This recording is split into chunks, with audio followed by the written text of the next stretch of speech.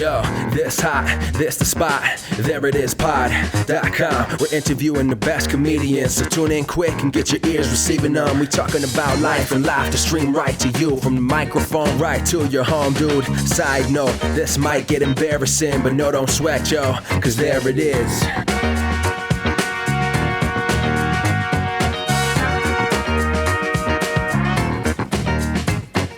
Welcome to the There It Is podcast, a podcast for creators of the comedy variety. I'm your host, Jason Farr. Let's do this. I was dancing during the music and I got out of breath. I really need to get back to the gym. Thank you for listening. If you're on iTunes or on SoundCloud, please leave a review and subscribe. You can also go to thereitispod.com. Check us out there. You can read up on some blogs. A lot of things I'm just talking about there. I do not have all the answers.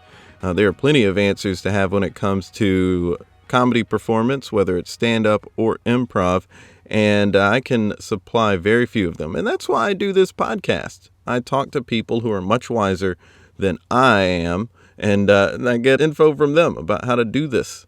Today is a great episode for that. I have Rick Andrews, instructor and performer from the Magnet Theater. He's a great improviser, and he's been doing it since 1999. I don't know how he's been doing it that long because he looks 25. I guess he started at 8 years old. He is a wealth of knowledge. We get into a lot of discussion about performing improv, about instructing people in improv, and then different styles and different approaches to improv. And it's a great talk. You should definitely stick around for the whole thing. I know it's a long one, but it's worth it. Why don't we just get right to it? Here's my chat with Rick Andrews. It was really great seeing you up in New York the other day. Yeah. Thanks for chatting with us. Thanks for coming to the show.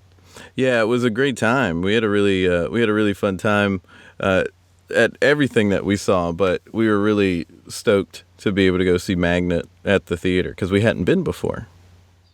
We have an adorable little theater. I love it. It is a great theater, man. I really like the stage there. It's a really good space that you all have. It's small, but it also so if it's packed, you can fit maybe 75, 80, which is a lot of people. Mm-hmm. But it's also it's like a flex stage, right? So you can, if it's not full, it doesn't feel empty, Right.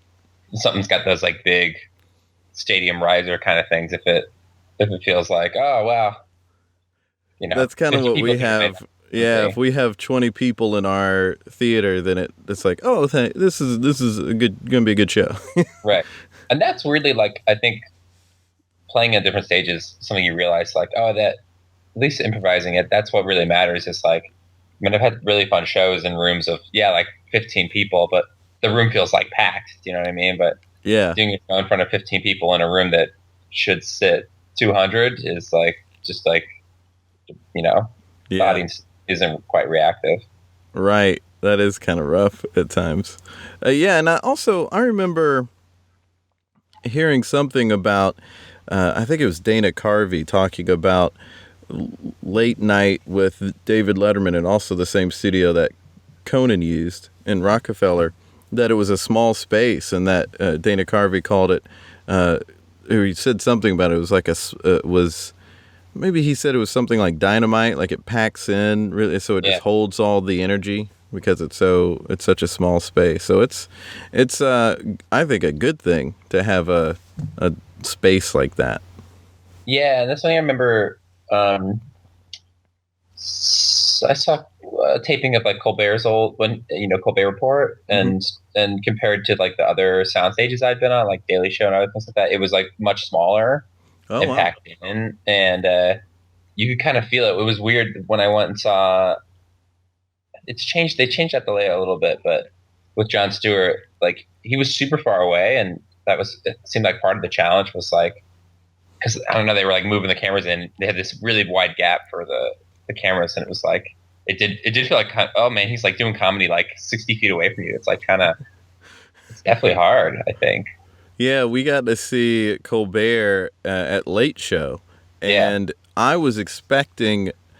I've seen that theater so much on television, I was expecting it to be a little larger.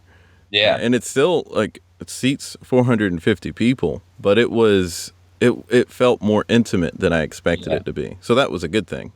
Yeah, definitely. And I think especially with improv that the audience is like what they're really paying close attention to the improvisers' faces. Mm-hmm. Like I think that's a big thing to me. It's less about being able to hear people and more like I don't know, people talk about the difference between like acting for a camera and acting like for a stage, you know? Mm-hmm. It's like if you're in a play and there's, you know, like a 200-seat theater that like everything's like played a little bigger, but that if you were to like act like that in front of like in for a camera, it looks like crazy, right? Because you know the camera reads every little thing, and I think improv is really more like a camera, because in a play people are like they're looking at your face, but they're also like there's costumes and there's a set and there's like a visual component. But I think in improv the audience is kind of naturally trying to kind of read all that off of your face. Off of your face, right? And just kind of stare at you. Like they go from face to face, and it makes people very invested in the characters, but it also makes them more like if they're far away, they feel like they can't get that connection, and it doesn't read as much. I think I see that as a performer. Does it kind of throw you off? I don't know how much like theater you've done where maybe they want you to be a little bit more theatrical and play to the back of the room, and of course you still have to do that in improv, but it does seem like a nice balance with improv.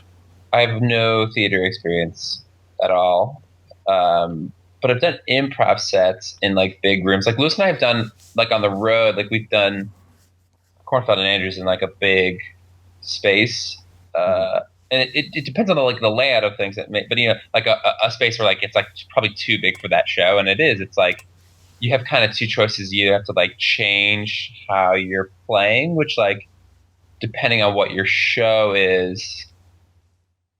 You know, like for our show, like we're trying to be very grounded and patient, and so we, you know, it's probably too much of a change to go out and be like whack-a-dack-a-doo, to like, you know, do some huge broad thing, because that's going to shoot us in the foot in terms of the rest of the show, right? Mm-hmm. So yeah, you kind of have to just. Sometimes you're like, well, the back of the room isn't gonna maybe be super into this. But I think there's definitely like a certain amount of like, you know, you're improvising. I've definitely been to shows where like, all right, we'll do in like a montage or a herald or something, and it's a huge room and the sound isn't quite great, so you got to kind of make bold choices to start to kind of draw people's energy in. But I do think there's too with this weirdly like the amount of change you make is runs a very fine line to me, because it's so easy to swing too far the other way where you're playing for the audience, right? And the audience like weirdly like knows that and they like hate it. Like, yeah, you know, I watched a set at a festival a couple years ago. It was in a kind of a weird space where like it was very echoey and the sound kind of dissipated. It was like the main stage. It was like really wide, huge area, and they had like floor mics, but they weren't really working that well. And the first group really tried to like go big, and they just didn't have a great set. They were like a younger team, it seemed like, and you know that thing where like the show was getting away from them, and they tried to bring it back with even bigger, crazier choices. You know what I mean? Yeah. It just like, you know, we've all done that show where it kind of got out of, all right, this went to crazy town, and the audience kind of checked out. And then Rich Talrico and Craig Kukowski were up after them, and their suggestion was like road trip, and they just like pulled the chairs out. They sat down, you know, and they were like just sat there, and we're in a car. And, you know, you could kind of feel the audience be like, why don't these guys care that we don't love this yet? And like, it like made them lean into the show. And by the end, they had everybody really engaged, you know? And I always remember that because it's like my first impulse is often to like kind of go bigger to try to draw people in. But I think sometimes that you don't really give them anything to draw into, right? I think I've had that kind of experience with stand-up where, oh, this is a bigger space, I need to be bigger, and it didn't help. And I think it's a matter of, well, if that's not normally how I play, then it's not coming off natural. Yes. And there's a big disconnect when you're not being natural. Yeah, it's like you can't, you might make small, it's like a fine line. You make small changes, but you don't want to alter the way that you do your thing, because then there's less you're engaging more people, but there's less to be engaged by. Right. Right. So it's like, yeah, finding ways to like draw people in. And I think about this a lot. In New York, there's like a really big indie improv scene. There's only a couple theaters, and it's hard to get stage time. And I think a lot of times that people end up, it's really easy to end up on like 3 or 4 indie teams, and you're doing like a couple shows a week, but they're all like in a bar where no one's watching, and right. The only people there are the other improvisers. And I think if you're still like afraid of being on stage, that's really valuable stage time. But once you're kind of over the fear of it just being up on stage, it does kind of develop potentially crappy habits to a certain extent, because like you're always playing to try to get people to pay attention to you, which is really different than like playing where people are there. Like, rather do one show a month where people are like, oh, we're here to watch you. You know what I mean? And I totally know what you mean. I think that's something else that I've experienced with stand-up, where the home base for me, where I'm doing stand-up, I'm really used to the way those nights go. And so if I go outside of that, then I can either be too laid back, or I can be giving too much. And I feel like, and I know I'm not a stand-up, but I feel like I hear stand-ups talk about, or I watch clips of stand-up speaking interview, they talk about, I think there's a certain amount of like, well, that's on you, the stand-up, like that's a skill you have to develop, right? Is you have to like know how to work any kind of crowd, which I guess like on one sense it makes sense, but I don't know, like we don't apply that logic to any other kind of performance, right? I mean, like if you're like doing a Shakespearean play, no one's like, yeah, man, but what if you're doing it, in the middle of the street and people don't want to watch you? It's like, well, then I won't do the play there, because like, I think part of it is like, it's okay to be like, well, this isn't a good performance energy, that like what I want to do, I don't know, like, I think with stand-up, you're just going to have different kinds of rooms, even where people are like agreeing to be there. And even so, when it comes to performance style, I'm not seeing a lot of changes between the type of places that they go. They might just do the material that they think would work for those people, but not necessarily like they're all performing the same. It's just the material might be what changes the most. Yeah, and I don't know, because I don't do stand up. I've always found I've had improvisers sometimes kind of think about that or talk about it, and I've always found that to be like not helpful as an improviser, because now you're like trying to react to the scene, but you're also trying to filter it through the like, what would this crowd like? Yeah, and I think you can't do that in improv. You can't do it. Anything that like takes you out of the scene, that's making you think about what's going on, I think lessens your ability to really be present and makes whatever's going on instantly less funny. Yeah. The most you can do is like turn up and down your energy. I think you have to be true to what the art form calls for. Yeah. Regardless of the art form, whether it's doing Shakespeare or improv or stand up, you have to perform that the way it's supposed to be performed, regardless of what kind of crowd you're in front of. So every now and then when we talk about like someone in my level 1 class will ask, we talk about like suggestions, like how to use the word, and it's like, try to be really like, I think it's really helpful for students, especially to realize like, oh, I don't have to use the word literally, because otherwise they get stuck in this mode where like, they're kind of just trying to find ways to use the suggestion rather than just doing the scene, right? Mm-hmm. It's like, the suggestion is pie, and it's like, look, I baked you a pie. This is a tasty pie. It's like, that's not a scene. Like, that's like a game show, right? Right. And I think sometimes people's worry, like why people end up doing that, is because, well, what if someone's watching? Like, if pie makes me think of my aunt, and then I'm just like kind of an older lady, like, are we going to play cards? Or are we going out to the pool? And I like don't say the word pie. That like some of the audience is going to be like, this is all BS. They're just doing whatever they want. Use it, and it's like, in my mind, I'm like, that there are people like that who like will watch an improv show and go, I just didn't get why pie made them think of that. I think that's a really low bar to shoot for, to clear. Mm-hmm. That like, as like a performance, it's like, well, if that's literally your only hang up, that like this 30-minute long piece of performance, you like didn't get how like pie, like, did you watch the rest of the show? Or were you just thinking about fucking pie the whole time. Right? Like, isn't that kind of stupid? It's like, I think so. I oh, mean, it's kind of like the movie American Pie is called American Pie, and it centers right. around this guy literally screwing a pie, but it is about so much more than that, and it's supposed to be more Americana than anything. So it's not that the movie was about a pie. It was about Americana and the rite of passage and growing up in America.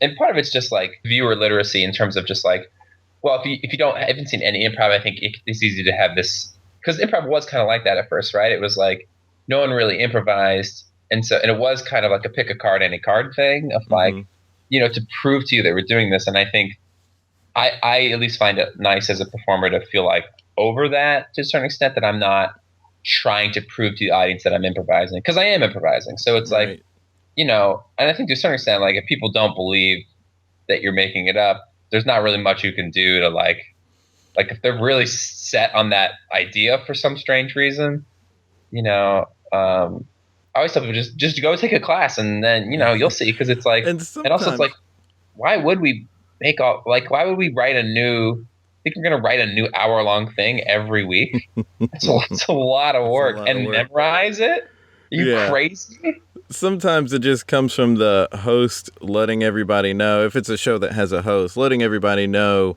what the structure of the show is. Like with a Herald night, you can say, we're going to take a suggestion and you're going to see where that suggestion takes these people. And they're going to, like get away from pie or whatever. But you'll see only pie in that very first, right at the beginning in the opening.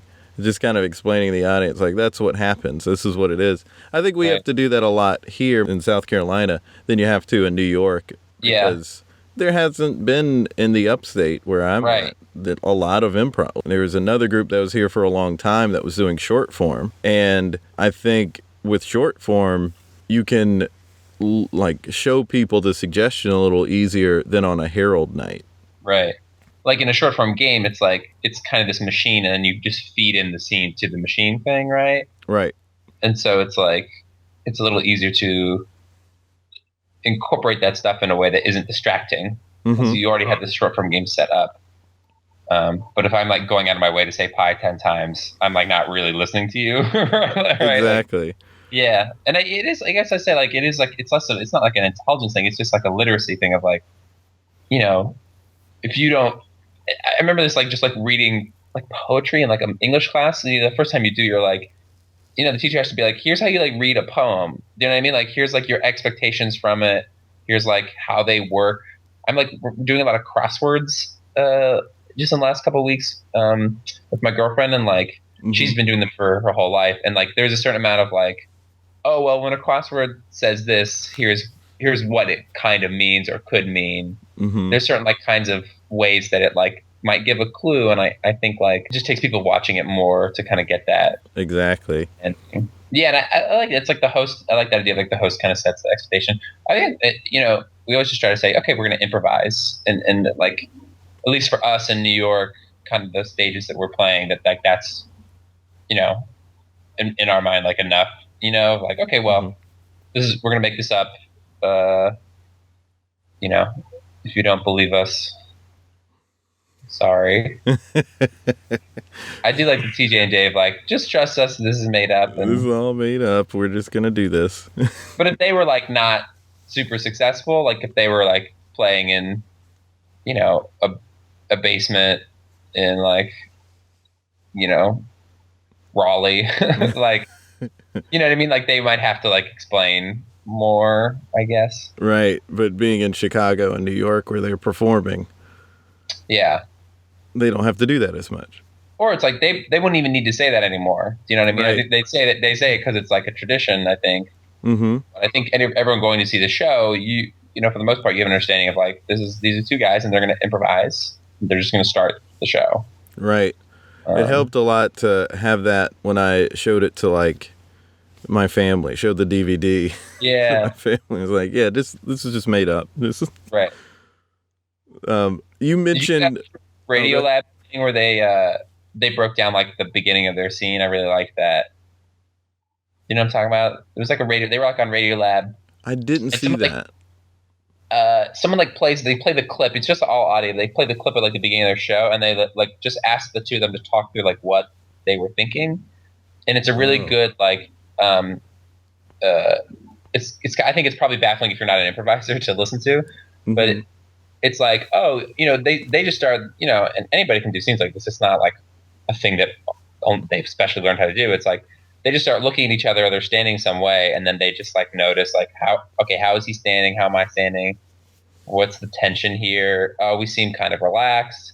Maybe we're old friends. Someone says like, right, and then it's like they like break down like how just all those small things like made them get to whatever was going on. They talk about it in their book, and I've come to think that though it may be the most challenging way to start a scene or a show, I feel like it's the best way to start an improv show, just because you are automatically starting off just looking at each other and picking up on everything that's happening. And it's so easy to not do that. Right. If you're coming in with an idea and it's like, well, I need to be over here cooking because I want to play a line cook at Waffle House, then I'm not looking at my partner necessarily, and I'm not seeing what they're doing. I haven't really found it that. I mean, I feel like even just a little bit of practice, like even beginning improvisers can pick that up, because it's just about pointing out what kinds of things to pay attention to. Mm-hmm.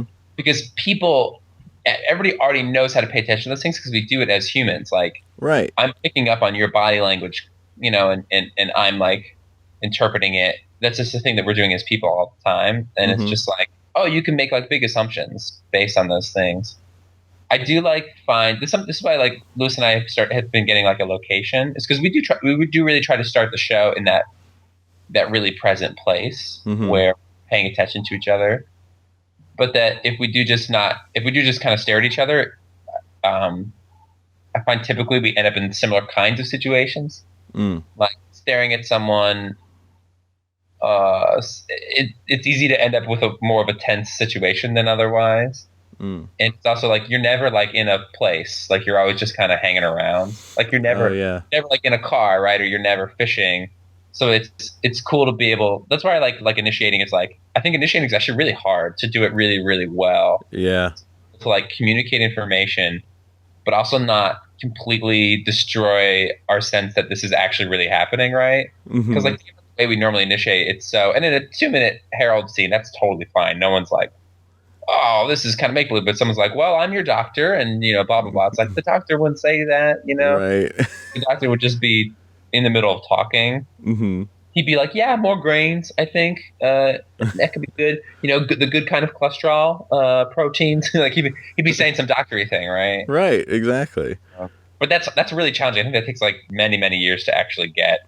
Right, and that's the thing. I think the younger somebody is in the skill, the harder it seems to even understand what really picking up on everything is. Like, it just seems like they're automatically trying to make a joke out of it, as opposed to truly picking up on what's the dynamic here. I find, for me, understanding heat and weight seems to be a challenging thing for people if they're in their first couple of years of improv. Yeah, well, I think it's really about, you got to really get people out of that joke mode. Like, I really don't, not that I'm mean about it, but I really, it's interesting watching people's work after just a couple classes where you really made it clear that like being funny is not important. Like I try to laugh like a lot, as I teach, and not like a fake way, but you just kind of open up and you let yourself be very giving, and it does take some of the pressure off as you're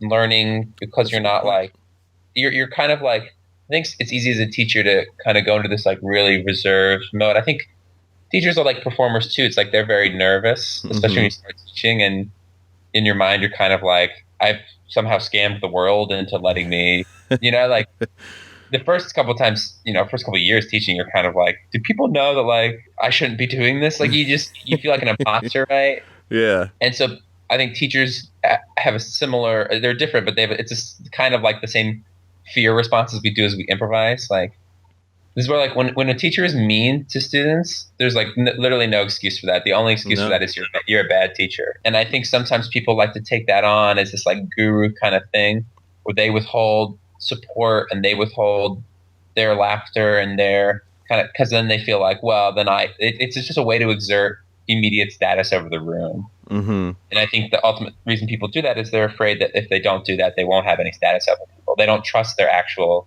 knowledge and skill base. Maybe it hurts that Del Close was brilliant, but he was like the first guy to come along and be that kind of guru who's being super mean. And so people coming later have said, oh, well, he was mean, so I could be mean. Absolutely. I mean, I didn't know Del, so I like can't really. I'm like one step removed from him. But like, I don't know. Part of me, I've never met this guy at all, so take this as a great assault. But like, part of me wonders like if he was a teacher now. I mean, he might just be a really bad teacher. Like, I don't know that we would really put up. And by a lot of accounts, he was like pretty misogynistic, pretty kind of like a racist dude to some extent. Or certainly like I've heard stories of comments that like would not fly today at all. Or you'd be like, fuck this guy. You know what I mean? Like, and I've had teachers like, I really hate it when the teacher is the star of the workshop. I think that is really, and I think there's a way to teach where you're making people think, oh yes, like I'm really learning, but like what you're really doing is you're showing off as a teacher. Like if you talk like the whole fucking workshop, that's bad teaching. Mm-hmm. When people give like improv lectures, it really like kind of upsets me. It's like the reason people do bad improv is not because they don't know how to do good improv. You can give them the right information in 2 seconds. You know what I mean? Oh, I'm long-winded, so I end up talking more than even I want to. Oh yeah, and I'm guilty of that too. But I think there's definitely people out there who you get up and you take a 3-hour workshop and you get up and you do 2 minutes of a scene. Oh right, yeah. And it's like, I'm not sure that's great. I think that ultimately that teacher is now the star of the workshop, and you can walk out of that workshop feeling like you've had this experience. But I don't know that it really helps your improv get any better. Right. If anything, a lot of times it really clutters your brain with a lot of other information now that you're trying to apply. And it's easy to do that when you're just kind of going. I mean, I realize this a lot. Sometimes when I'm teaching in another city, it's like I try to balance like practical with like some like new ideas of like, well, here's some things that maybe are not the way that you're taught here that are helpful new ideas. But if it's too much of that, I feel like I've kind of left hoisting people to a certain extent where it's like, I don't know, you got to like actually do it. You got to be up there and doing it, because otherwise it's not really that. Because like, I don't know, like it's easy to leave and be like, well, I taught them and they're better now. But it's like, you don't actually, I think teaching like 8-week classes is very humbling as a teacher, because like you can get up and give this great speech about all these brilliant ways to think about it. And you feel really great about it. You're like, oh, that was such a good way to put it. And then they do scenes and they're just horrible. And it's like, I am responsible for their work. So like what I just said, as smart as it was not helpful. Like you have to know, like, it's what hard. Be next. Yeah, and that's one of the things I think I struggle with. Like right now, the team I'm coaching, it's a Herald team. I'm trying to get everybody on the same page of understanding. And it ends up being way too talky for me, but I don't know how else to get them on the same page. Obviously, them doing improv, but I don't know. It's just like, I don't want to talk this much, but I don't know how else to do it. That's something I really learned. So when you, now I train up, like if we have a new instructor, I'm like co-teaching with them, but it used to be Armando for the first many, many, many years. So he would, and the Magnet's really, I think pretty unique in this respect. We don't have a curriculum. So we have like a series, we have like we have like shared values basically.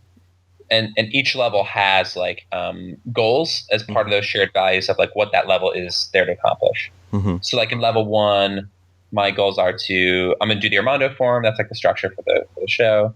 And get people to be able to consistently find their way to a good scene, right? And introduce them to the basic kind of core concepts of improv, or basic improv tools. So we do little modules on like character, emotion, environment, to get people kind of fluent in the vocabulary of things, right? But how I get there is like totally up to me. There's not a list of exercises that I have to run. And when Armando like would train people, he would basically go like, okay, here's how I teach this level. You can keep whatever you want. You can get rid of whatever you want. these are your goals. Whatever is the best way for you to get there works for you.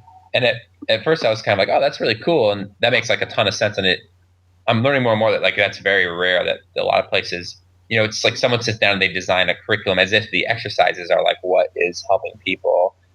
And I think that's true. But I think like as you're teaching, I mean, you probably know this, right? From coaching, it's like you can run an exercise that someone else runs that works gangbusters, and then you run it and it just like doesn't work for you. That's happened to me a couple of times. Yeah, or vice versa. Where like you've got a game that you run that works really well that like other people don't. I mean, there are exercises that like I watched Armando run and I was like, oh, what a great thing. And then like I run it and I'm like, I'm screwing this up. Like I didn't know what I was. I don't know where it went wrong.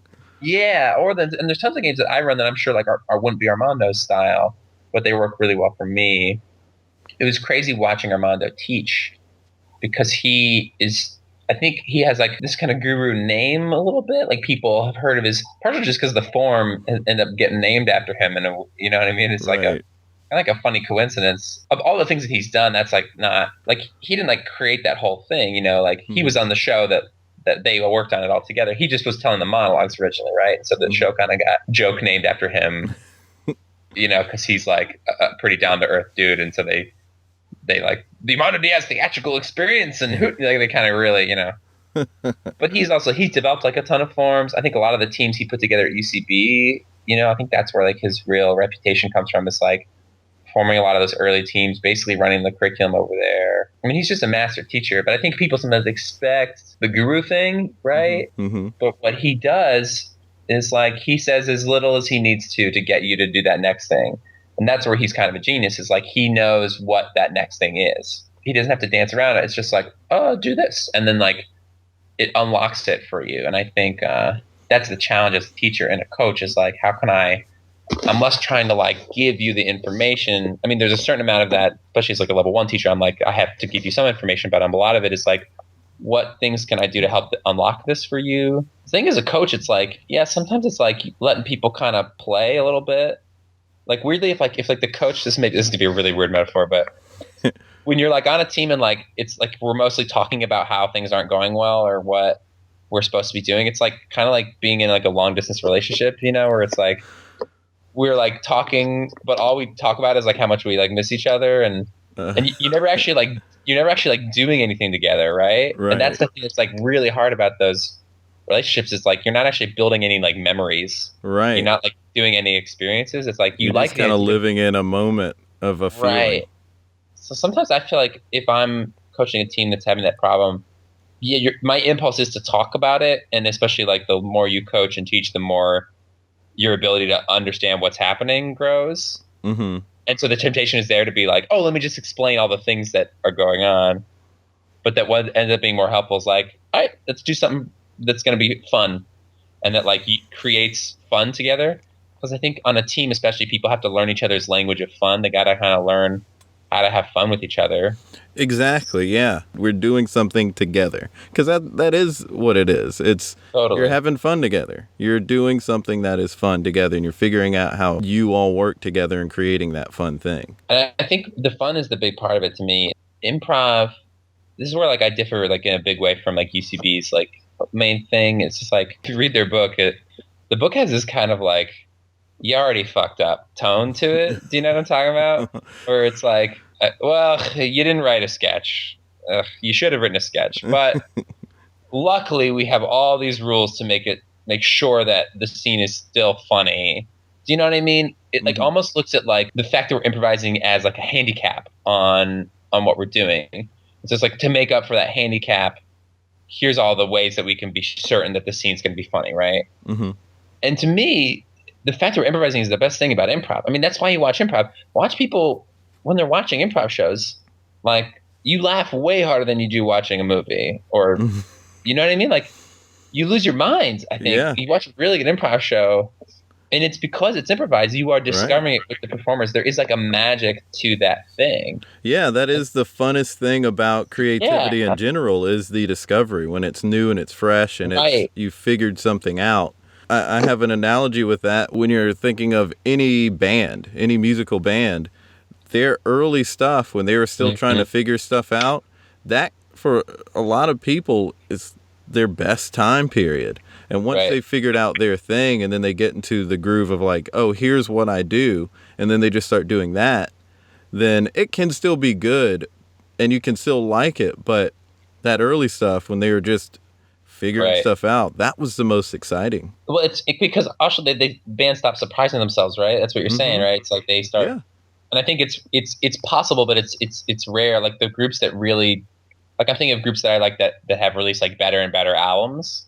It's because they keep like pushing what they do and challenging that, and like that forces like some kind of new thing. And I do think it's like improv it's play. It's not performance. Like, I don't think it's an accident. It may have been an accident that we called them teams, rather than ensembles at first, or coaches rather than directors. But I don't think it's an accident that terminology stuck around, because improv doesn't much feel. There was like this thing a couple years ago where people were really talking about this like stand-up, who's also the same guy who just got in the Amy Schumer hot water. What's that guy's name? Oh, Kurt Metzger. Yeah, don't get me started. So he like went on, he was talking about like not getting paid to do a stand-up show at UCB, and there was like some really good points to it, because it was like, well, when you're stand-up, like your material is your thing. So like if you've played a room, you can't really do the same material, the same thing over and over again, right? And it's just like trying to like, this kind of controversy blew up about like, all these improvisers are doing these shows, they're performing and they're not getting paid. And there are like concerns to that are really valid, and I think there's definitely like a socioeconomic component to that is really important. Of like, well, who can afford to like just hang around and do free shows, but on just a very personal level, like it was interesting noticing my first reaction to like a lot of those articles. It was just like, I don't feel like I'm performing. Does that make sense? Like, I think so. I am, and I use that not as like a, oh, well, we shouldn't get paid kind of thing, but that like just on a basic level, like when I'm doing an improv show, it doesn't much feel like I'm performing. Like I don't really feel like I'm like giving the audience anything, right? It feels you're getting like something, a big thing out of it. Yeah, it feels like you're hanging out with your friends, and a bunch of people happen to just be there watching you do that. And people call it playing for a reason. Yeah, you are playing. It's like being a kid. Right. And running around and making up the rules as you go. And I think that to me, the most essential component of improv is that it's not being funny. I think it's easy to miss the forest for the trees of like, improv is funny because it is spontaneous, not the other way around. You go into improv worrying about how you're going to be funny. And I think it's so easy to lose the spontaneity. I mean, in New York, I'm sure it's different in other cities where the main energy is different, but the game thing is so heavy in the water here, and it's not that that's like wrong in a description of how a scene works, but I don't know that it's a helpful, like a description of how something works doesn't necessarily mean that's the recipe for how to make it. Do you know what I mean? I see what you mean. Yeah, like I mean, they're definitely describing how a cake tastes doesn't tell me exactly how to make the cake, right? I mean, potentially, and I think there's something like I've definitely been that improviser, and I can see it instantly where it's like someone's in a scene. Often at times it's like they start off, oh, they're really reacting, and then something happens that's unusual, and they stop improvising. It's like, oh, that's the game, and they start thinking about it. What's the funny thing? And it's like this scene just got so boring to watch because now you're thinking, you're not actually improvising, and the audience can tell. We can tell when someone's not really in the moment. Well, another guest of mine was saying, people say that at UCB they'll say they're not in their head, but when you see them standing up there and they've got their head down and their finger on their lip, like really thinking hard, like you're very much in your head. Yeah, they're best people. I mean, improv is improv. You go watch their best people. They're not thinking. They're just playing. Like I've seen some people who are good who were thinking, but I guess it's just like the difference of school of thought because though I want to learn how to do that, I think I'm probably more of a different school of thought. I probably am more of a school of thought like you have, but I understand that UCB has a clear curriculum and a very particular skill that they are trying to teach and instill in people. So that's where the rules come from, and that's where I can understand it. But at the same time, some people are not going to be able to think about it that way. And there's some people who are like, oh, this is the only way to think about it for me, and I get that. But I think there's a certain amount of like, I think that that's probably true to a certain extent. I agree with that. I do think that there's also like, well, I think it's not just. I think that people do learn better by like not thinking, right? I Mm. mean, that's something I see in the classroom that like every now and then I get to, I'll randomly coach some like 301 UCB 301 practice group, Mm-hmm. and I love coaching those groups. They're the easiest coaching gigs ever because everyone is just been taught like, what's the game? Think about it, and all you have to do is just be like, oh, hey, just don't think for a little bit, and the teamwork gets like 50% better because it's like you have to trust your instincts. Like your instincts will come, you know what I mean? But like I think the more you're practicing thinking, that's what you're learning how to do is to think in the scene and analyze what's going on. And it's fun. I feel like people in that kind of context often, sometimes it's just that clicks for them and that's how their brain works. But Mm-hmm. I think often people end up getting really good when they just get so fucking sick of hating their improv and they just go, fuck it, I'm just going to do whatever I want. Mm-hmm. And then all the game stuff is kind of in the back of their head anyways. And now they're just reacting to the scene. I mean, I think Mm-hmm. like sometimes I wonder, like, can't we just get there a lot quicker by like encouraging people to just be there in the moment and like letting that shape come a little bit? Because that's how I see people develop, and certainly I'm in a different context, but it's like it's so easy to get stuck in your head, and I think like Mm-hmm. what happens is like that's you get there and then you kind of stay there if like you're analyzing it. I think to a certain extent it's like, well, we can be familiar with that shape, but we don't have to be like in every single scene. You know what I mean? Yeah, I think so. We saw Herald Night at UCB, and I definitely saw one of the teams. I saw them thinking on the sidelines, but when they were in scenes, and this was true for all three of the teams that performed that night, when they were in the scenes, I didn't see them thinking. I saw them just Yeah, being that's in the great. moment and reacting. And I'm That's not like trying to defend them against what you're saying. I'm just saying I see. I was kind of amazed at how present they could still be. And I'm not good at switching from thinking to being present, then back to thinking on the sidelines. But that's yeah. I mean, I guess I'm thinking of thinking in the middle of the scene, right? Right. Oh, Like it's like terrible in the middle of the scene for sure. right. But I think that's something I encounter a lot with that training Hmm. and I think that's something they explicitly ask people to do, right? Is analyze the scene while you're doing it to figure out what is unusual. Versus, I think like personally, I get a lot of mileage from like on game. Like I think the sexy part is the unusual thing Mm-hmm. and the heightening, and I think it's so easy to focus on that stuff, and it gets very analytical and mathematical. Of like, well, was that like the right way to heighten it? Honestly, I found like challenging people to just be as real as possible Mm-hmm. makes playing games so much easier for people Right. because it takes a lot of the guesswork out of it. Like if you're just really focused on like on being as real and truthful as possible, when things are kind of unusual, they you don't have to like think too hard about it. I'm like, It's was kind that of like weird?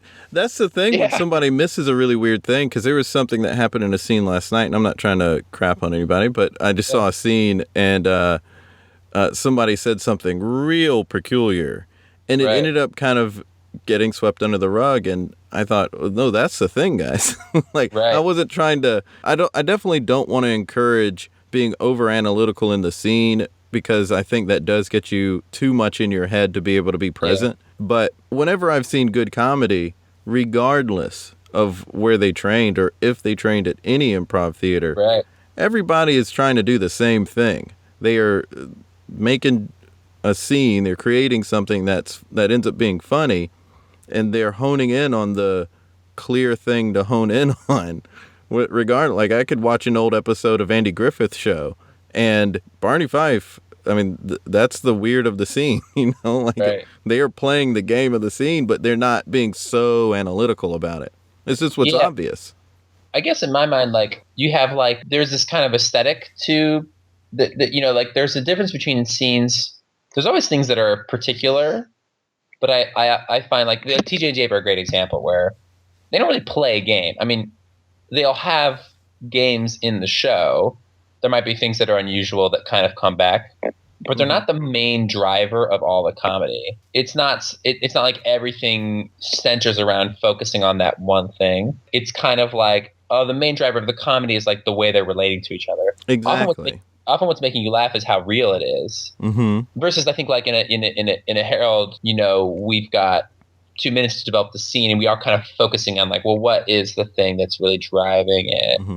I try to get them to focus on the main idea in a Herald, because it is a 2-minute scene, and you don't have the luxury of doing all this stuff and adding all these things. It's kind of like, well, what's happened and what does that mean, and play into that. And yeah, I think that's that thing of like, I've definitely found like the more you are really encouraging people to be real, and this is kind of like why Magnus training goes. Like, we don't really talk about game. I'll talk about it a little bit in level 3. You're like teaching people it as you're going, but you're not really codifying it, because that word is meaningless. Like I've almost found that the definition of it doesn't, until a certain point where people have like done it enough, that doesn't really help them to know what it is. Like you start explaining to them this thing that they don't really get at first, and they can't really do yet, and they don't, like, it's hard to teach people a game when they can't improvise. Like if I can't just be present in the scene and not be freaked out, adding this like conceptual thing to what I'm doing is way too much. Keeping things normal is such an important part of that, because not only if the details don't sound normal, but if the scene doesn't feel real, then my weird, crazy thing doesn't actually matter, right? So, like, if I'm saying we're coworkers and like our boss is like going to replace all of us with like chimpanzees from the zoo, but if we don't actually feel like coworkers, then like that weird thing doesn't matter at all. Like you can heighten that a million times, right? But if we feel like two people staring at each other, nervously improvising a scene, you get so much less mileage than like we're actually around a water cooler. Like, did you hear? You know, and that's like watch Key and Peele. That's what's so good about Key and Peele is they make every sketch really, really feel. And that's like a lot of it. I suspect it's probably Ian Roberts, who's the showrunner on that show. It's like, you know, it's a deep understanding of a game. It's like you like that. Like I really love that Jazzercise sketch. You know what I'm talking about? I don't think I've seen that one. Oh, it's so great. So they're like, it's like they're filming like a Jazzercise video, and like a guy's getting like really bad news via the cue cards, but he's like got to keep up the Jazzercise show. But they like gave it. They like there's like VHS tape error, and like all the costumes in the set are like pitch perfect. It makes it way funnier because you actually believe it. I think when you're improvising, it's like you have to learn how to connect to your environment, how to express an emotion, how to use character. Like I think these are all the things that make a scene feel like a real scene. And I think if you're not adept with those tools yet, trying to then think about what's funny, you don't have any technique to express those things, right? If I can't play chords, like I can't really put a song together yet. Like I got to learn the technique first before I can kind of like express myself in a certain way. Right. You can't solo. Yeah. It's like trying to explain someone how to solo before they understand all the frets. Yes. Yeah. That's much better. What I said didn't make sense, but that makes sense in a guitar. Right. Or it's like, you know, people can get it intellectually, but I'm not sure they're able to enact it as much and as effectively. Right. Versus, I think like people have a more, and maybe just my personal bias in this stuff, but or how I learned.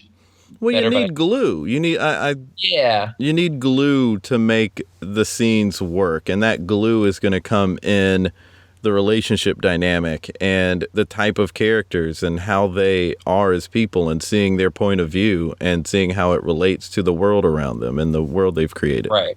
And I think like to me, part of it's just, and maybe this is just an aesthetic difference from UCB, but I would rather watch a scene that is a good scene where the people are they're really present to each other. And I don't mean a scene that's like not working. We're missing stuff. Just a good scene where we're really listening. We're very present. Nothing's getting missed. But maybe it's not like the funniest scene in the world. Maybe it's just a real moment. And that then a scene where people are saying funny sounding things, but not actually listening to each other and not actually being present in the scene. And I think most audiences would also prefer that first version. I think the perfect world is where we're doing both, right? Right. So I think as a teacher, I kind of lean in on, well, let's be real with each other first. Let's really be present and really learn to improvise and be in the moment first. And then we can give it that extra little shape versus like coming in, 9 weeks into doing improv and being like, here's what comedy is, and you should be doing this in every scene. You got to figure out what this thing is. Like I think that might click for some people, but I think that if you truly are doing, if you're in like level 2 for real, like this is your second time doing improv, I don't get how that doesn't send you into just wild panic, right? Because Yeah. you're still like learning how to be up there, and it's really Yeah. acting is really hard. It's really hard to be present. It is. It is really Right? tough. It's tough to learn if you haven't been. There are a lot of people doing improv now who have not been doing anything on stage. Yeah. So Oh, yeah. acting is not something that they have been thinking about for a long time.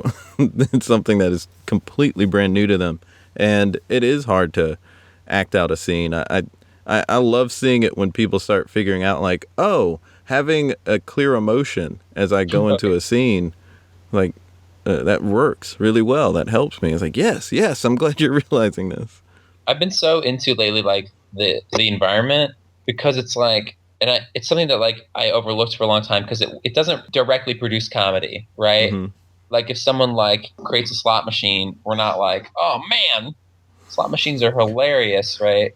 Mm-hmm. But it's like I think it like does so many things for the scene that like are just like you can't replace it if you don't have it. Like if we're not really engaging with our space like mentally, it just the scene doesn't look real. Like you can tell when two people are up there and they are not imagining that they are anywhere. Does that make sense? Mm-hmm. Like they are they're just talking and they're floating somewhere in their mind. Right. You know? It does. And It just isn't grounded. yeah, like that doesn't, and the audience can't make a picture in their mind Right. about what's going on. So everything, both in the eyes of the improvisers and the eyes of the audience, this is an improv scene. Mm-hmm. And I think what the bar there is like, well, okay, be funny. Like it's like the whole thing is like we're trying to find our way to jokes, but like just me like pulling. I'm at a casino. It's like the audience can make a picture in their minds, and everything has context now. Mm-hmm. That behavior that might not stick out if we're just standing around talking might really stick out. What is your headspace when you're starting a scene? And is it different from doing your duo versus when you're starting a scene in a Herald? I think with Louis and I, where we really try to take our time, I'm in a similar kind of headspace. I just really we have the time to like really let that stuff come and not force it at all. Mm-hmm. I try to, with Louis and I, we get a location, and then I form a clear image in my mind of who we are, Mm-hmm. and I feel a certain way. And rather than trying to communicate that to Louis in any way, I just assume he already knows that. Mm-hmm. So like in the show you saw on Sunday, we were on a date, right? Yeah, so, and it being a double date. Yeah. So I sat down.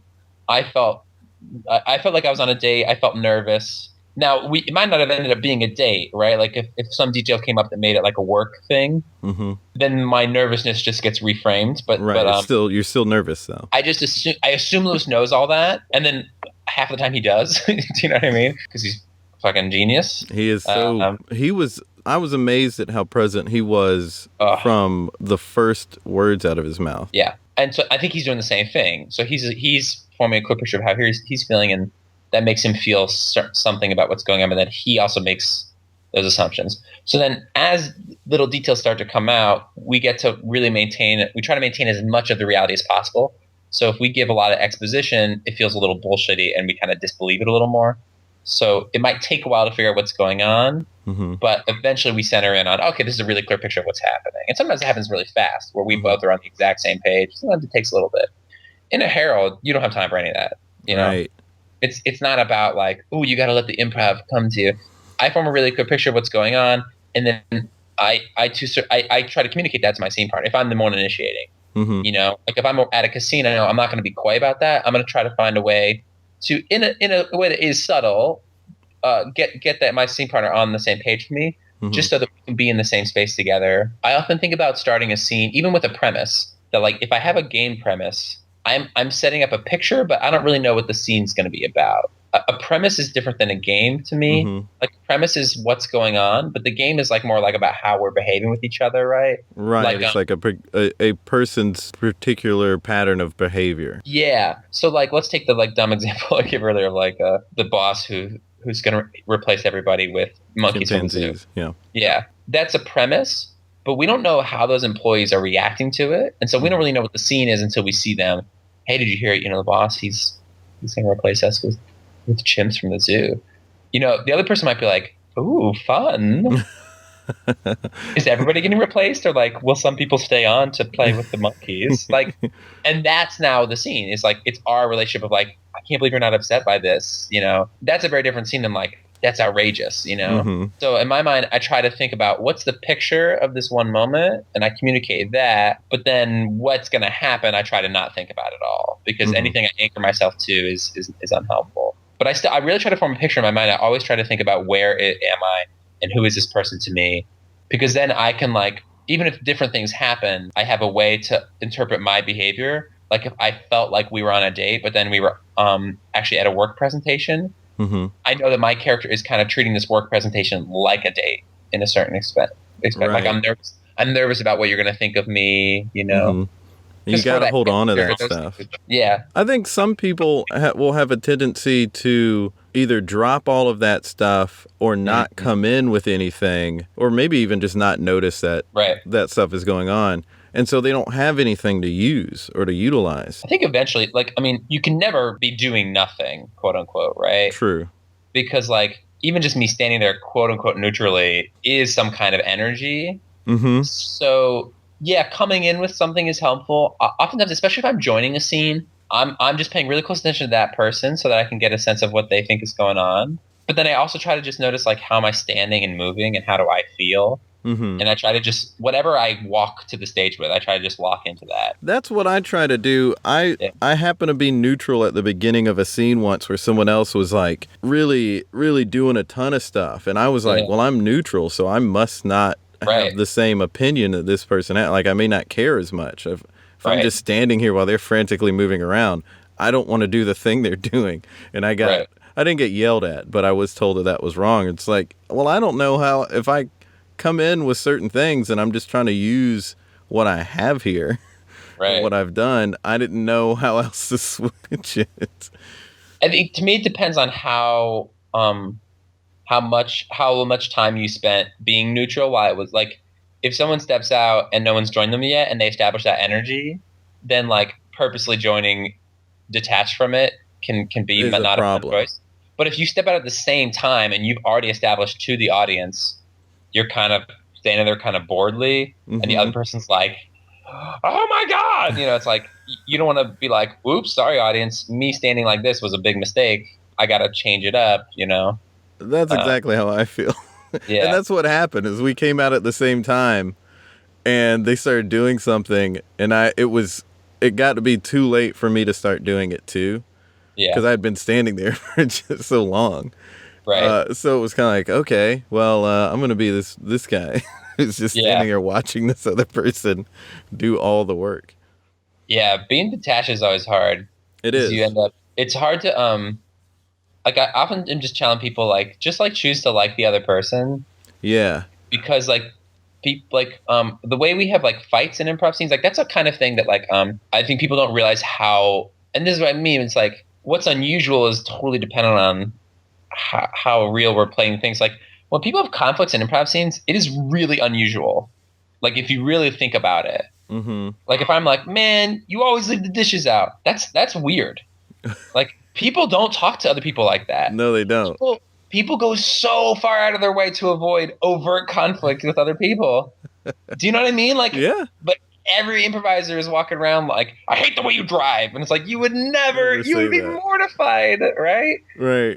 So it's like, a lot of it, I think, is like, I don't know, at least at first, like, choosing, and sometimes you're just trapped in that thing, right? You're like, oh, I already made this choice. But it's like, just choosing to like the other person, or just like choosing, even if I'm bored, to like be bored in a way that like brings us together, Yeah. Where it's like, and, you got it, man. And that was a mistake I made in my scene, was that later when I thought about it, I was trying to take the note, but then also keep my philosophy of, well, it was too late for me to start doing what they were doing. But I didn't choose that I hated the person, but I was just too ambivalent. So if I could be less ambivalent, then it helps. Yeah, it's super hard to play ambivalent. And so it is that thing of, how are we connecting? Let me just like this person, because I think people do the wrong kind of arguing early on in improv. Yeah. Like you were talking about. They're saying things no one would actually ever say. And then it just becomes about that, when it would Right. be so much better if it was, okay, I like this person, but we're having a disagreement about something. Yeah, I felt really good about, like, in our show on Sunday, like, Luciana tried to very much, like, not something that gets tempting in our show is to, like, oh, we kind of see where the story's going, and then she'll, like, have a big moment Mm-hmm. that they always feel a little unearned in terms of, like, well, would that really happen? Like, I felt like this, like, the couple had, like, a fight at the end, but I ended up kind of, like, feeling good about it in terms of, I think that's how, like, a real couple would have that fight. That, like, it wouldn't be a huge blow up, but it also wouldn't, like, solve everything. Right. Like, I remember we did the show, like, a long time ago where, like, I fucked it up. There was, like, this girl, and she was like we saw that she was like a bully to this kid in class. Mm-hmm. And then the rest of the show was like her with her dad, and her dad had like a health scare, and they had like kind of a really sweet moment. And then at the end of the show, we kind of cut back to the kid that she had bullied, and I kind of ended up playing it like, oh, like, now I'm like nice to you, which is like a nice sounding story. But after the show, I kind of felt like, I think that is like how I wish the world was, and not how things actually are. Because I think in the real world, it's like you cut back and she's just like, beat it, loser. She's like, still just as mean to this. You know what I mean? Like, yeah. People don't really learn. It takes years for something that, I mean, actual epiphanies and wild changes in behavior are really rare. People get stuck in the same shit over and over. Yeah. See, I try to think about that sometimes as I'm improvising, especially in a more patient setting of like, how would this really go down? In a 2-minute scene, you have a little more freedom to like, you're playing more with ideas, and I think you're grounding the ideas in real characters, but if the character isn't real, the character's not going to be exposed as unreal, like in a Herald, right? Right. But in a show where you're maybe playing the same character for an hour, if your character is like a bullshit 2D idea, like if your character is a stand-in for a premise, that gets exposed real fast. You get 5 minutes into that show and you're like, please, God, end the show now. I this cowboy who loves to play violin, it has nothing else going on. You know, like, how did you two develop your duo? Like the form for it and how you approach shows? I mean, I think like we're both admirers of like TJ and Dave. I think a lot of what we do is in that kind of wheelhouse of the style of improv. And they don't. It's kind of form and structureless. So it's like, right. I think part of it is like, we just try to improvise in a way that gives us a lot of space. Yeah, it's more about the principles then. I think so, yeah. It's like we try to let the show be whatever the show is. We try to start from a place of being really grounded and being really present with each other. And whatever happens that night, we kind of just try to give over to it. Some of them end up being really silly if it just kind of goes that way, you know, where like things kind of, there's been a couple that have gotten really, really silly and also still felt kind of fun and felt like they weren't like us bailing on the reality of the show. Because sometimes that's just what you discover in those first couple moments is like, oh, we don't care too much about these characters. It's more about this world that's here, and we're going to kind of go wide and really explore this thing that we've kind of this wormhole we stumbled into. Sometimes you just find two people you really like, you know, like I really liked both of those.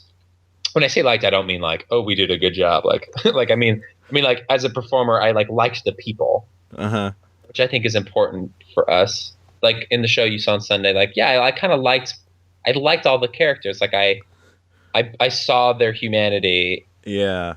You know, and I both like felt what was fun about them, but also what was like really human about them. Like you kind of, it's not something you're thinking about while you're in the show, but thinking back, it's like, yeah, I did feel for all those people that like, I felt like a part of them was like a real person and that things they were doing. But sometimes you step into a character, you're like, I don't believe, like you just don't feel that that's real, you know? And so I think like when we, Craig Kakowski sometimes talks about this idea. I'm sure, I don't know if he created it, but it's like going deep versus wide. That's like something he said to me once. I think in a workshop of like, well, in a show you can really go deep on something, or you can go like really wide on it. And sometimes we're trying to feel that out, maybe of like, well, this is a show where we're going to go wide versus like, okay, well, why would we abandon these people? They're really interesting. We don't need anything else. It can be just these couple people. Yeah. That was such a fun show. One of the things I was talking about for the previous episode in regards to that show was how grounded it was and how just it felt like every day. But then it added this robot thing that was so totally surreal and not normal. Yeah, and I think that's like a good example of like we try to like I think at first like doing like more patient stuff, like we would have like I would have had this impulse to be like, that's too crazy. Mm-hmm. Versus like, well, we really didn't force that into the show, right? Like there was just this really weird accident where like Louis said the thing, he said etiquette, and then I had this, and in my mind when I had that reaction, it was like in my head I was like, oh, the bathroom attendant has like been instructed to not interact with the customers. Right. So it was like, oh, I was like kind of turning off from the interaction, but then the way he had interpreted it, and then like just the thing of like, well, every time it got repeated that like the person, like it just kind of got there over time to like, oh, now these are actually robots.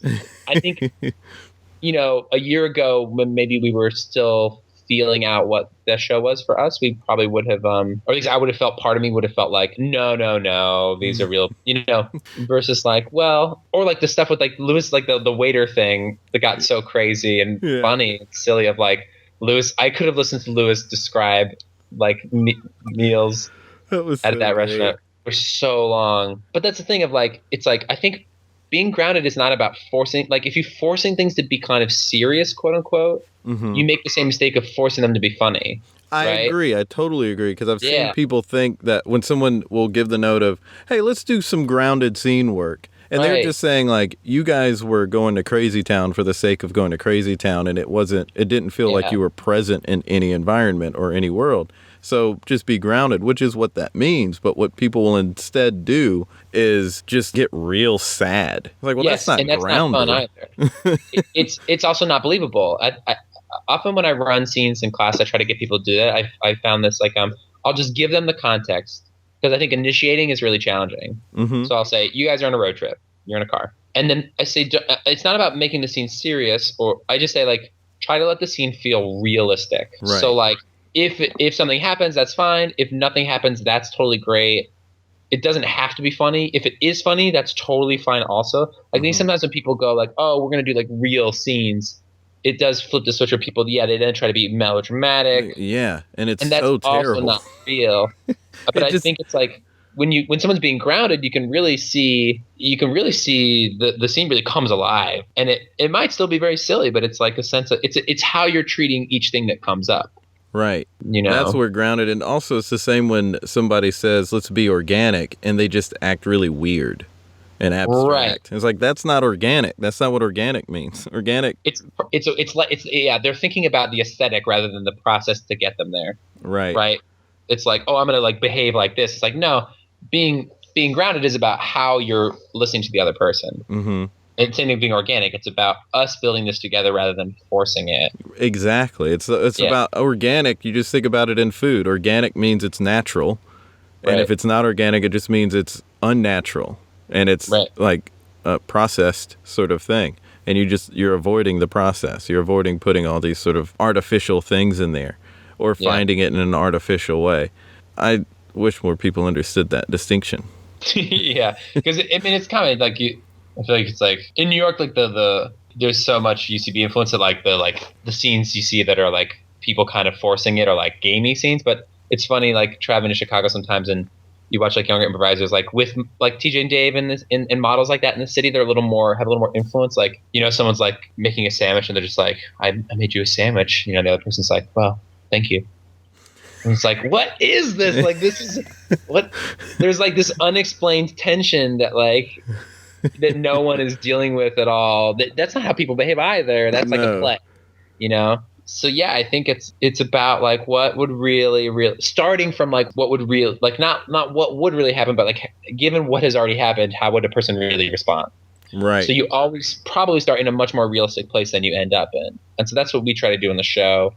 If it goes crazy, we let it go crazy, and we're not there to put the brake on it because we think the show should be different, quote unquote. Mm-hmm. But we try to not force it to that place. If it ends up being kind of serious or sad, we try to let that happen too. Right. But inevitably, it's always funny if the show is, if we do a good job, that the show is still funny, even if it is sad.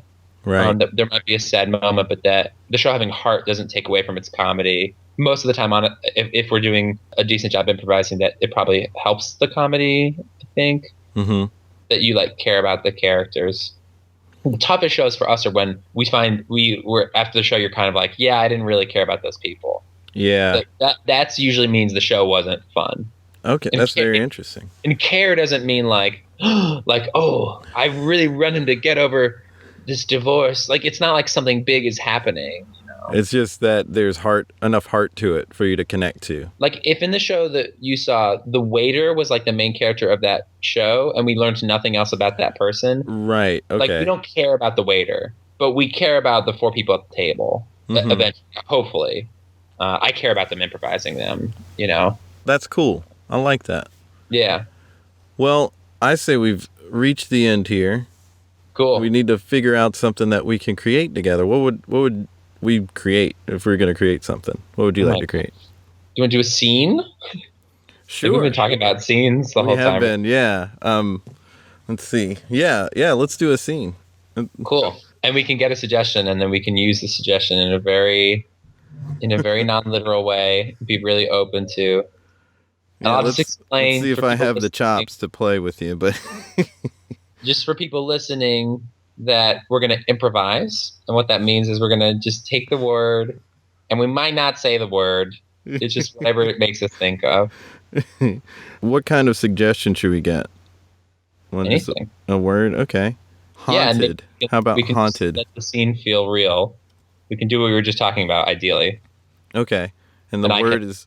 be bad at it and just really undercut everything we just talked about. I know, yeah. This is our first time really improvising. Yeah. All right. The word is haunted.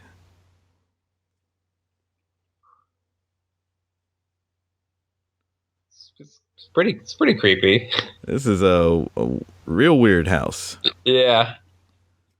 I thought I wasn't going to be scared, and I'm a little scared. I'm not like freaking out, but yeah, these colonial houses, the aesthetic is so different.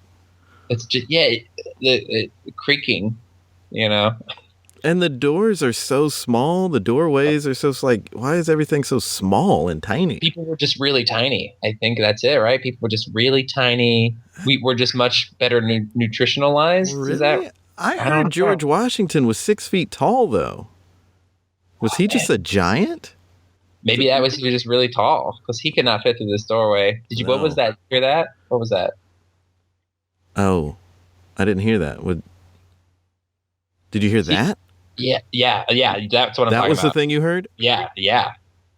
Like if the floor creaks when I step on it, that makes sense. But why is it creaking when no one's stepping? Moving? Yes, that's what I'm talking about. Oh. Yeah, it's one thing for it to creak, but then there's also it sounds like a little soft shoe. Yeah. I don't like this. I don't like this at all. I feel like if we leave, I don't want to leave. I want to be a brave person, but we're on a tour, and they said not to separate from the group. Right. They're in the other room there, but should we just get back with the group? Maybe they were the ones walking. Okay. But it was clearly not in the space. It's behind us. And they're ahead of us. Do you believe in ghosts? I'm one of those people that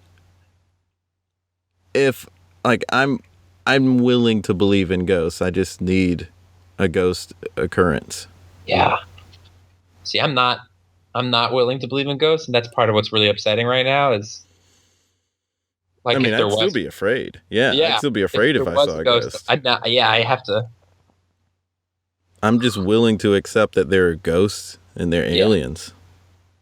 Okay. Well, this was a good room. Let's go to the his mother's room.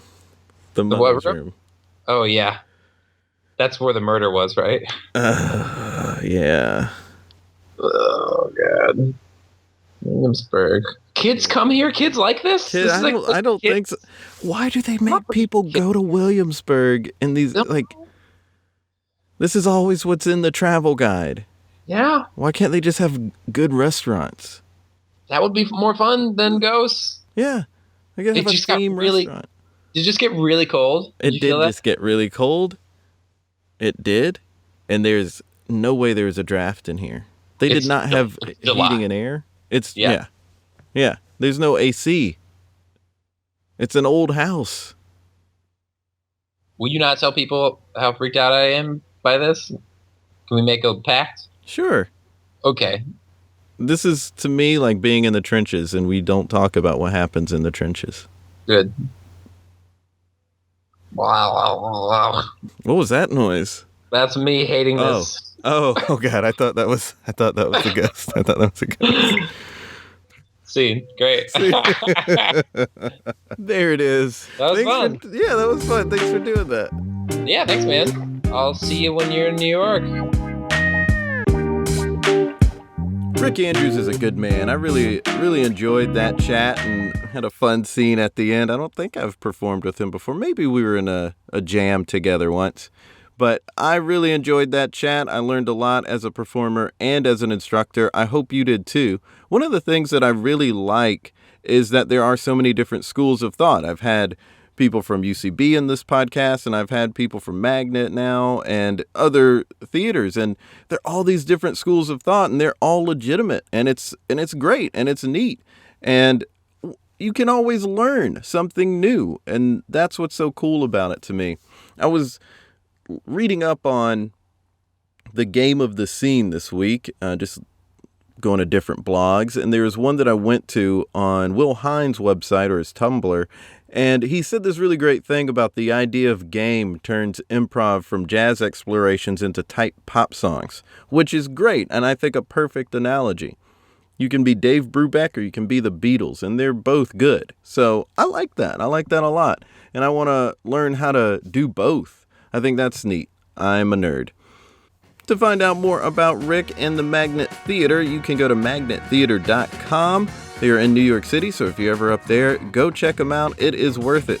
Very fun shows there. And you can find out more about this podcast and me at thereitispod.com. You can also follow me on Facebook and Twitter at thereitispod. And you can go to thereitispod.com and you can support. That would be very much appreciated just to keep the lights on. I hope you have theoritis. There it is, another episode of There It Is. And in next week's episode, I have somebody else fun. Got a lot of fun people coming up. Can't wait to share it with you. Until next time, be good to each other. The music for the theme song was created by Neil Brooks. The rap was written and performed by Nick Acevedo. The logo for There It Is was created by Jeff Prater. The There It Is podcast is produced by Jason Farr.